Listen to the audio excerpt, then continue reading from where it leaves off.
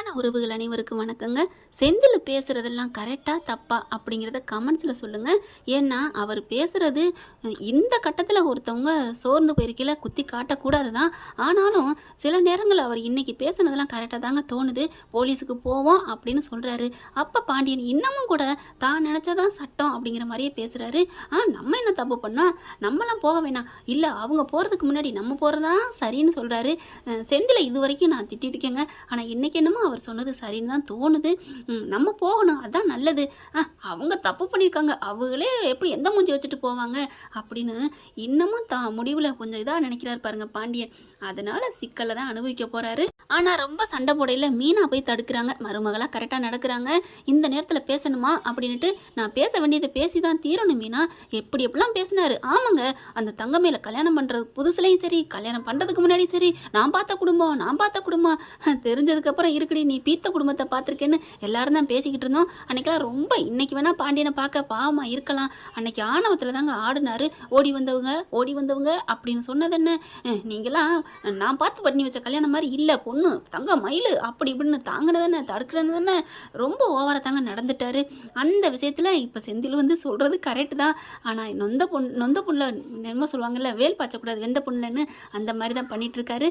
அதனால தான் எனக்கு தோணுது செந்தில் பேசுகிறது சரியா தப்பா அப்படின்னு கமெண்ட்ஸில் சொல்லுங்கள் ஃப்ரெண்ட்ஸ். இப்போ தங்கமேல் என்ன பண்ணுது, எனக்கு என் மாமா தான் வேணும் அப்படின்னா அப்போ ஆத்தால தூக்கி போட்டு வாசலே கடந்திருக்கணும். அப்படி இல்லையா, ஏன் இப்படி பண்ணுறீங்கன்னு பேசாதீங்க, எதிர்த்து பேசாதீங்கன்னு சொல்லணும். எதுவுமே சொல்லாமல் அம்மா அப்பா சொல்கிறது முக்கியங்கிற மாதிரி ஊன்னு அழுகிற தவிர வேறு ஒன்றும் சொல்ல தெரில. இங்கே என்ன பண்ணுறாங்க, மீனாவுக்கு கால் பண்ணுறாங்க. மீனா போயிட்டுருக்கீங்களே, அட்டன் பண்ணுறாங்க. ரொம்ப நேரம் அட்டன் பண்ணலை, ரொம்ப பேசவும் என்ன பண்ணுறாங்க, சரி நம்ம ஆஃபீஸுக்கு போக வேணான்னு லீவ் போட்டுட்டு, அதாவது பர்மிஷன் போட்டுட்டு அங்கே தங்கமேல் அக்காவை பார்க்க போகிறாங்க. வீட்டுக்கு போன கையோட தங்கமேல் என்ன பண்ணுது, மீனா பார்த்தோன்னா மீனா அப்படின்னு கட்டி பிடிச்சி அழுகுது. சரி இருங்க அக்கான்னு வார்த்தை வரலங்க. ஏன்னா வேற ஏதாவது பொய் இருக்காக்கான்னு கேட்டுச்சுங்க ராஜியும் மீனாவும். வேற ஒரு பொய்யும் இல்லை, எப்படி சமாளிச்சிங்க? இப்போ 2 பொய், அந்த ஜாதகத்தில் கோளாறு இருக்குது அப்படின்னு சொன்னதோட அது பொய் தான். இருந்தாலும் பொய் தானங்க. மீனாவை பொறுத்த வரைக்கும் 3 பொய் மொத்தம் மறைச்சிருக்காங்க. அப்போ எங்களை கூட பிறந்த தங்கச்சியை நினைக்கல அப்படின்னு சொல்ல, அப்படிலாம் இல்லைம்மா, இல்லை தங்கச்சி, நான் உங்களை தங்கச்சியாக தான் நினச்சேன் அப்படின்னு அழுகுது. எங்கள் அம்மா தான் சொல்லக்கூடாதுன்னு சொல்லிட்டாங்க. என்ன நீங்கள் எதுக்கெடுத்தாலும் அம்மா சொன்னாங்கன்னு நினைக்கிறீங்க? இப்போ அம்மா கூட நீங்கள் வாழ நினைக்கிறீங்க, மாமா கூட தானே வாழ நினைக்கிறீங்க. ஆமாம் அப்படிங்குது. அப்போ ஏன் இப்படிலாம் மறைச்சிங்க? எங்ககிட்ட சொல்லியிருக்கலாம்ல, நாங்கள் ஏதாவது அதுக்கு தகுந்த மாதிரி பண்ணியிருப்போம்ல. எங்ககிட்ட மறைச்சதுனால வேலைக்கு போனீங்க, அதில் மாட்டினீங்க முத இல்லைன்னா அக்காவுக்கு வேலைக்கு பிடிக்கல அப்படின்னு நாங்கள் எப்படியும் மாமா கிட்ட சொல்லி சமாளிச்சிருப்போம்ல. ஐயோ தப்பு தான் மீனா, தப்பு தான், என்னை மன்னிச்சிரு அப்படிங்கிறாங்க. தங்க நகை தெரிஞ்சிச்சு, பித்தாள நகை தான் நீங்கள் போட்டு வந்தீங்கன்னு நான் அப்போவே நாங்கள் என்ன சொன்னோம், இதை அப்படியே விட்டுருங்க, வேறு ஏதாவது பொய் இருக்கான்னு கேட்டேன்ல. ஆமாம் மீனா, ஆமாம், நீங்கள் சொன்னதெல்லாம் நான் புரிஞ்சுக்கலையே, நான் உங்ககிட்ட சொல்லியிருக்கணும். நான் எங்கள் வீட்டில் எப்போவோ சொன்னேன், இந்த மாதிரிலாம் பித்தாள நகை போடாதீங்க, மாட்டிக்கிட்டா நாளைக்கு தப்பாயிருன்ட்டு. கேட்கலையே அப்படின்னு புலம்பி தள்ளுறாங்க. இதெல்லாம் என்னக்கா நீங்கள் பண்ணுறது, என்ன நீங்கள் பண்ணுறீங்க அப்படிங்கிற அங்கே ஆத்தாள் அப்பனு என்னடி சத்தம், இவ இதுக்கு இங்கே வந்திருக்கா, அங்கே எல்லாம் பேசாமல் தானே இருந்தாளுங்க. இங்கே பாருங்க, எல்லாத்துக்கும் காரணம் நீங்கள் தான். என்ன நினச்சிட்டு இருக்கீங்க? வாடியம்மா வா, நாங்கள் என்ன பண்ணிவிட்டோம், ஏதோ ஒரு 1 2 ஒரு 1000 பொய் சொல்கிற இடத்துல 2 பொய் சொன்னோம். 2 பொய்யா, 4 பொய் என்னடி? தங்க நகை விஷயம், போலி நகையை போட்டுட்டு தங்கம் போட்டோம் 80 பவன் சொன்னீங்களே, 8 பவன் தானே. சரி இப்போ என்ன, 8 பவன் நகை மட்டும் சும்மா இருக்கா என்ன? அதுவும் இன்னைக்கு ரேட்டுக்கு 8 லட்சத்துக்கு மேலே வரும். மீதி 72 பவுனு. 72 பவுனாக இருந்தாலும் என் மகளுக்கு தானே. நாங்கள் மெல்ல அங்கே பித்தால இருக்கிற நகைக்கு அதுக்கு பதிலாக சீக்கிரமே நாங்கள் தங்க நகையை வாங்கி வச்சுருவோம். இப்போ என்ன, அதுக்காண்டி விரட்டுவீங்களா என் மகளை? யாருங்க உங்கள் நகையை கேட்டால், நகை பித்தாலையா தங்கமான என் அத்தை மாமா யாருமே பார்த்ததில்ல. ஏன் எங்களுக்குமே தெரிஞ்சுமே நாங்கள் ஒன்றுமே பேசலையே. அன்னைக்கு ஃபங்க்ஷன் நடந்தப்போ கூட எங்கள் நகையை அக்காவுக்கு போட்டுவிட்டு அழகு பார்க்க நினச்சோம். ஆனால் எங்களை பார்த்து நீங்கள் என்னென்ன பேச்சு பேசுகிறீங்க, இது வரைக்கும் யார்ட்டா சொல்லியிருப்போமா? என் புருஷன்ட்ட கூட நான் சொன்னதில்லை. ஏன் நம்ம அக்கா வாழ்க்கை போயிடக்கூடாதுன்னு அப்படி நினச்சவங்க நாங்கள். ஆனால் நீங்கள் எங்ககிட்டே ஜாதக கோளாறு இருந்திருக்கு, படிப்பு கம்மியாக இருக்குது, வயசு மூப்பாக இருக்குது, எதுவுமே சொல்லாமல் மறைச்சிட்டு, அதுவும் பார்த்தாதுன்னு மாமா இன்னொரு பொண்ணோட தொடர்பு இருக்காருன்னு உங்கள் பொண்ணு என்னென்ன பொருளை கட்டி விட்டுச்சு. அதுதான் மாமானால இப்போ தாங்கிக்க முடியலை தெரியுமா? இதே இது அவரு நீ ஒருத்தனோட இருக்கிற அப்படின்னு சொல்லியிருந்தா எப்படி கோவம் வந்திருக்கும். என் பொண்ணு தங்கம், தங்கத்தின் தங்கம், நெருப்பு, எப்படி நீ இப்படி சந்தேகப்பட போச்சுன்னு எப்படி ஆடி இருப்பீங்க. ஆம்பளைக்கு ஒரு சட்டம், பொம்பளைக்கு ஒரு சட்டமா என்ன அப்படின்னு மீனா சொல்ல, இப்போ நீ எதுக்கு வந்திருக்க, என் பிள்ளைக்கு ஆறுதல் சொல்ல வந்தியா என்ன அப்படிங்கல. நான் ஆறுதல் சொல்லலாம் வரல, இனிமேல் இந்த மாதிரிலாம் பேசுகிற வேலை வச்சுக்காதீங்க, அங்கே எதுவும் என்னால் பேச முடியல, என் மனசில் இருக்கலாம் கொட்டி தீர்த்துட்டு பார்த்தா வந்தேன் அப்படிங்கிறாங்க. ரொம்ப பேசிடுறாங்களா. மீனா என்னை எப்படியாவது அங்கே வாழ வை மீனா அப்படிங்கிறாங்க. இந்தோ உங்கள் அப்பா அம்மா பார்த்துக்கிட்டு நீங்கள் அவங்க பேச்சை கேட்டுக்கிட்டு இருந்தீங்கன்னா நீங்கள் ஒரு காலமும் வாழ முடியாதுக்கா. நீங்கள் சொந்தமாக உங்கள் முடிவை எடுங்க. எங்களுக்கு இப்போ ஒன்றும் கெட்டு போகல, நீங்கள் அந்த வீட்டில் நல்லா தான் இருந்தீங்க, நான் அதெல்லாம் தப்பு சொல்லலை. ஆனால் இன்னமும் என்னென்ன ஃப்ராடு பண்ண போகிறாங்க, அதுக்கு நீங்கள் துணை நின்னீங்கன்னா மாமா அவங்கள ஏற்றுக்கிறது நாங்கள் ஒன்றும் பண்ண முடியாது. உங்கள் மனசாட்சி தொட்டு சொல்லுங்கள், எங்கள் வீட்டில் நம்ம வீட்டில் யாராவது உங்ககிட்ட கொடுமை பண்ணியிருக்காங்களா? ஐயோ பெத்த புள்ள மாதிரி தான் என்னை பார்த்துக்கிட்டாங்க. நம்ம அவங்க புருஷன் என் மாமா சரவண மாமா அவரும் என்னை நல்லா தான் பார்த்துக்கிட்டாரு. எப்போ வரைக்கும் என்கிட்ட இருக்க போய் தெரிகிற வரைக்கும். அதுக்கப்புறமும் கூட வீட்டில் என்னை பற்றி சொல்லவே இல்லை தான். அப்புறம் ஏன் சொன்னார், இன்னொரு பொண்ணு கூட பழக்கம் இருக்குன்னு சொன்னதுனால தான். அப்போ எந்த மனுஷனும் ஒரு பொய்யை மறைச்சி பொண்டாட்டியோட வாழ்ந்துட்டு இருந்தாரு, அந்த பொண்டாட்டி நம்ம மேலே பழி போகிறாளேன்னு கோவம் வருமா வராதா? வரும் தான். அப்படி எப்படிக்கா அப்புறம் சீக்கிரம் உங்களை மன்னிப்பாங்க? இந்த மாதிரிலாம் பேசாதீங்க, எனக்கு பிடிக்கவே இல்லை, நான் என்ன பண்ணுறேன்னு தெரியல அப்படின்ட்டு மீனா அங்கேருந்து கிளம்புறாங்க. பாடி என் பிள்ளை எப்படி வாழ வைக்கிறதுன்னு தெரியும், எவ்வளோ பொய் சொல்லியாவது என்ன ஃப்ராடுத்தனம் பண்ணியாவது உங்கள் எல்லாரையும் கூண்டோட ஏற்றிட வேண்டிய மகளை மட்டும் வாழ வைக்கலைனா அப்படின்னு சொல்லி அப்படியே திரும்பி பார்க்குறாங்க மீனா. பார்த்தீங்களா உங்கள் அம்மா எப்படி பேசுகிறாங்கன்னு, எந்த எல்லைக்கு வேணாலும் போவாங்களாம். இதெல்லாம் அங்கே பாவம் அப்புறாணி மாமியார் மாமனார், நீ உங்கள் அப்பா ஆத்தாவுக்கு எடுத்து சொல்லு தங்கமேலக்கா அப்படின்ட்டு போயிடுறாங்க. அம்மா அப்படிலாம் பேசாதம்மா அப்படிங்கிறாங்களா. நீ கிடக்கிறா விடுடி அப்படிங்கிறாங்க. அடுத்து வேலைக்கு போகவே மனசே சரியில்லைங்க. என்ன பண்ணுறாங்க, நேராக வீட்டுக்கு போயிடுறாங்க. வீட்டுக்கு போனால் செந்திலும் வீட்டில் இருக்காரு. என்னங்க வீட்டில் இருக்கீங்க, ஆஃபீஸ் போகலையா? இல்லை மீனா எனக்கு போக மனசே சரியில்லை. நீ ஆஃபீஸுக்கு போகலையா? நானும் போகலை. ஏன் போகலைங்க? அப்போ இன்னொரு வரைக்கும் என்ன பண்ண? நான் ஒரு இடத்துக்கு போயிட்டு வந்தேன். எங்கே அப்படின்னு சொன்னதையோட அங்கே நடந்ததெல்லாம் சொல்கிறாங்க. அங்கே ஏன் மீனா போனேன்? ஐயோ மெதுவாக பேசுங்க, யாருக்காவது கேட்டுற போகுது அப்படின்னு மீனா சொல்கிறாங்க. அப்புறம் என்ன பண்ண போகிறீங்க? இல்லை நான் அப்பா கிட்ட கடைக்கு போகிறேன். ஏன் அப்படின்னு கேட்க, என்ன மீனா அண்ணனும் மனசு சரியில்லாமல் போயிருக்காரு, அப்பாவும் மனசு சரியில்லாமல் இருக்காங்க, நான் போகிறேன் கொஞ்சம் அப்படின்னு சொல்ல, பரவாயில்லையே, அகியாவுக்கு அக்கறையெல்லாம் பொறுப்பெல்லாம் இருக்குது, என்ன பண்ணுறது மீனா, பேச வேண்டிய நேரத்தில் பேசினேன், அதுக்காண்டி விட்டுற முடியுமா என்ன? அப்பா இப்போவாது என் புருஷனுக்கு புத்தி வந்துச்சு. ஆனால் ஒன்றுங்க, என்கிட்ட இப்படி சொல்லிவிட்டு மறுபடியும் அங்கே போய் நீங்கள் தான் அப்படி பண்ணீங்க, பாவம் எங்கள் அண்ணன் அப்படின்னு உங்கள் அண்ணன் முகத்தை பார்க்க பாவமாக இருக்குன்ட்டு மறுபடியும் மாமா ஏதாவது பேசுனீங்க. ஐயோ மீனா நான் அப்படிலாம் பேச மாட்டேன், போகிற போக்க பார்த்தா அவருக்கு நான் மயனா இல்லை நீ மகளான்னு தெரியல மீனா, உண்மையிலே எங்கள் அப்பா உன்னை மருமகளாக பெறதுக்கு கொடுத்து தான் வச்சுருக்கணும் அப்படிங்கிறாங்க.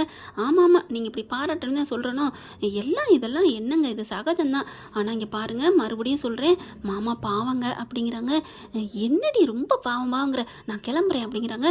மறுபடியும் சொல்கிறேன், போய் சண்டை போடக்கூடாது. ஒன்று புரிஞ்சுக்கங்க, உங்கள் அப்பா அண்ணன் மேலே உசுராக இருந்தார் தான், ஆனால் உங்களை திட்டிக்கிட்டே இருந்தாலும் உங்களுக்கும் கதிருக்கு தானுங்க காசெல்லாம் கொடுத்தாங்க. தான் பெத்த புள்ள அவன் தான் முக்கியம்னு சொல்கிறாருன்னு நீங்கள் நினைப்பீங்க. எங்கே சரவண மாமாக்கா ஒரு பைசா கொடுத்துருப்பாரு, உங்களுக்கு தானே கொடுத்தாரு, அதை நினச்சி பாருங்க அப்படிங்கிறாங்க. ஆஹா பணம் கொடுத்ததை சொல்லி பசம் மாதிரி வாயை ஒட்டுறாளே, சரியான ஆளுதாண்டி நீ, எந்த நேரத்தில் எப்படி குத்தி காமிக்கிறது சொல்லி காமிக்கிறதுன்னு இதைத்தான் சொல்லுவாங்களோ, நீங்கள் எப்படி வேணாலும் எடுத்துக்கோங்க. ஆனால் இந்த நினப்பு வந்தா, ஐயோ அப்பா நமக்கா 10 லட்சம் கொடுத்தாருன்னு கொஞ்சம் வாயை அடக்குவீங்கல்ல, அதுக்காக தான். ஆடி பாவி என்னடி நீ என்னைய வச்சு என்னையவே என் கண்ணை குத்துறியா, சரி அப்படின்ட்டு அவர் போயிடுறாரு. அந்த சமயம் சரவணை வெளில போயிட்டு வக்கீலை பார்க்குறாங்க. வக்கீல் நோட்டீஸும் கொடுத்துட்றாங்க. டைவர்ஸ் நோட்டீஸை பார்த்தோன்னா ஆடி போயிடுதுங்க. புறமோவில் விட்ட மாதிரி தான் கரெக்டாக போலீஸ் வந்துடுது. அங்கே போய் சும்மாவா ஆடி அங்காள பரமேஸ்வரிக்கு சொல்ல வேணும் போயிட்டு ஓன்னு ஒப்பாரி வச்சு கம்ப்ளைண்ட் கொடுக்குறாங்க போலீஸ்காரவங்க. இந்த மாதிரி வரதட்சணை கம்ப்ளைண்ட்னாலே அல்வா சாப்பிட்ற மாதிரி சொல்லிட்டீங்கல்ல அப்படின்னு சொல்லிட்டு கொத்தா போய் அழுறாங்க. கடைக்கு போய் அங்கேயும் அழுறாங்க. எல்லாரையும் அள்ளிக்கிட்டு போயிடுறாங்க. பார்த்தா பாவம் எந்த தப்புமே பண்ணாமல் தூக்கிக்கிட்டு போகிறாங்க கொத்தா. நீங்கள் பாருங்கள் கையை வச்சுட்டீங்கல்ல, தேனி கூண்டில் கையை வச்சா என்ன ஆகும் அப்படிங்கிற மாதிரி தான் பாக்கியம் சொல்லிட்டு போணுச்சு. அதே மாதிரி சொன்னதை நடத்தி காமிக்கிறா. இங்கே பாட்டி இருந்துட்டு, ஐயோ கோமதி எல்லாரும் ஜெயிலில் பிடிச்சி போகிறாங்களே, போலீஸுக்கு பிடிச்சிட்டு போகிறாங்களேன்னு கத்துறாங்க, துடிக்கிறாங்க. ஆனால் சக்திவேல் மட்டும் ரொம்ப சந்தோஷப்படுறாங்க. அப்பா என்ன சொல்கிறது, அந்த காலத்து பாட்டு மாதிரி தான். அடுத்தவங்க வயிறு எறிகிற பார்த்து இவன் சிரிக்கிறான். எல்லாத்தையும் அள்ளிட்டு போயிடறாங்க. எவ்வளவோ சொல்லி பார்க்குறாங்க போலீஸ்காரவங்க. இவங்க பக்கத்து தாங்க பேசுகிறாங்க, அவங்க பக்கம் பேசவே மாட்டேங்கிறாங்க. இங்கே தங்க மேலே வீட்டுக்குள்ளே பூட்டி வச்சு சாவியை எடுத்துகிட்டு வந்துடுறாங்க. ஏன்னா வேணான்னு எவ்வளோ சொல்கிறாங்க, விடுடி நான் கம்ப்ளைண்ட் கொடுத்தே தீருவேன் அப்படின்னு சொல்லிட்டு பூட்டிட்டு வந்துடுறாங்களா.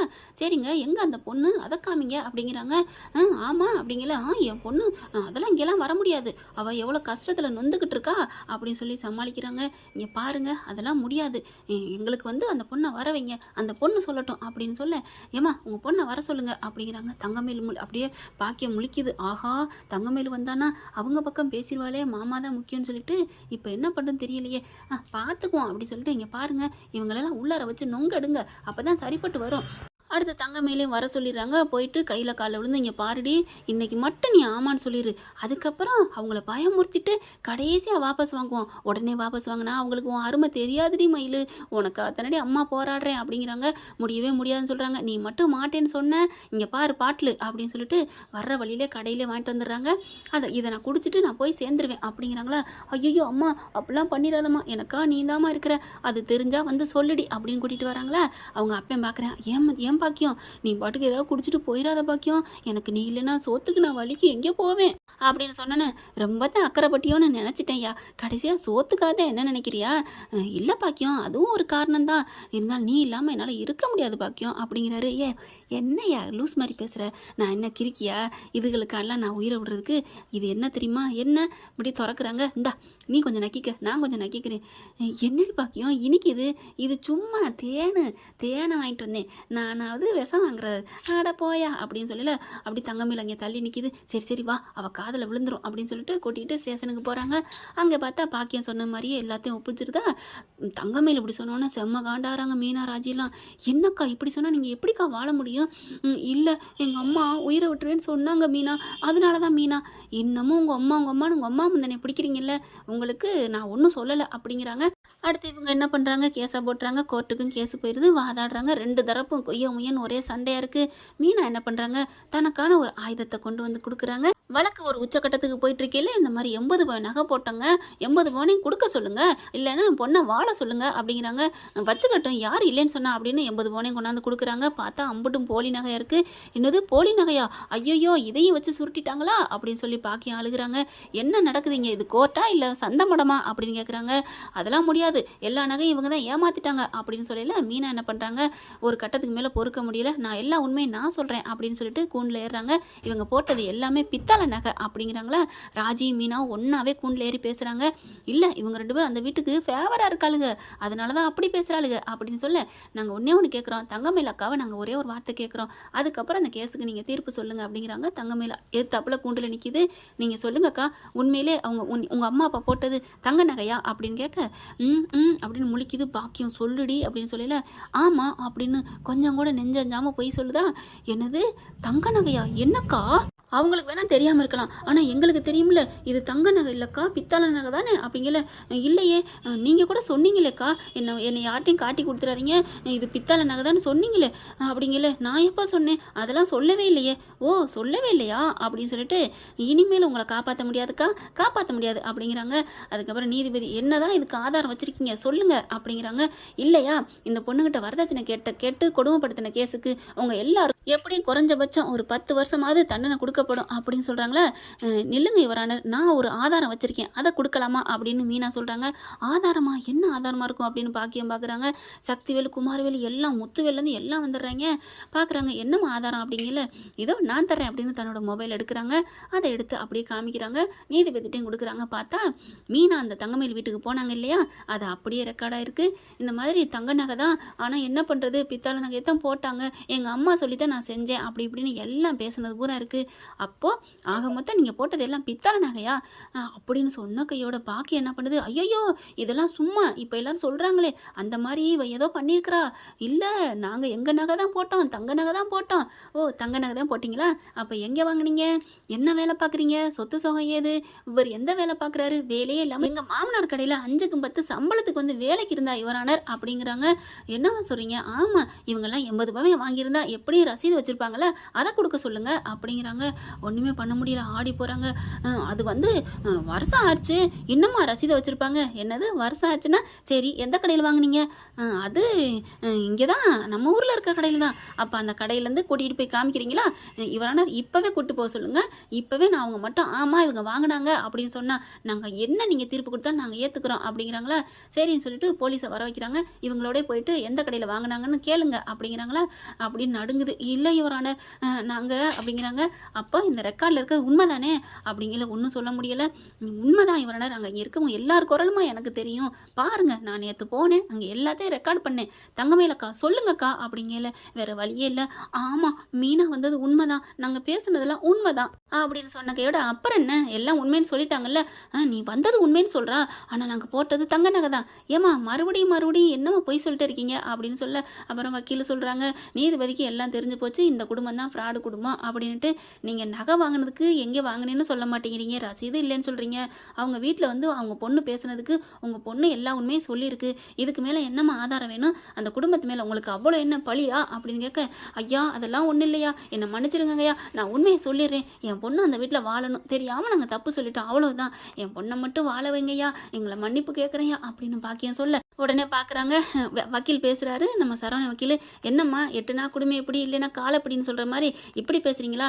எங்கள் கட்சிக்காரருக்கு வாழ விருப்பம் இல்லைங்க, ஒரு பொய் புழுகிறவளோட எப்படிங்க வாழ முடியும் அப்படின்னு அவர் சொல்கிறாரு எங்கள் கட்சிக்காரர் அப்படிங்கிறாங்க வக்கீல். இந்த வீடியோ உங்களுக்கு பிடிச்சிருந்தா தயவு செய்து லைக் பண்ணுங்க. இன்னும் அப்டேட்ஸ்க்காக சேனலை சப்ஸ்கிரைப் பண்ண மறக்காதீங்க. நம்ம கிட்ட இருக்க எல்லா சேனல்ஸோட லேட்டஸ்ட் வீடியோ அப்டேட்ஸ்க்காக மேல ரைட் சைடுல காட்டுற லிங்கை கிளிக் பண்ணி வாட்ஸ்அப் குரூப்ல ஜாயின் பண்ணுங்க. உங்களிடம் விடைபெறுவது நான் உங்கள் மெஹர்.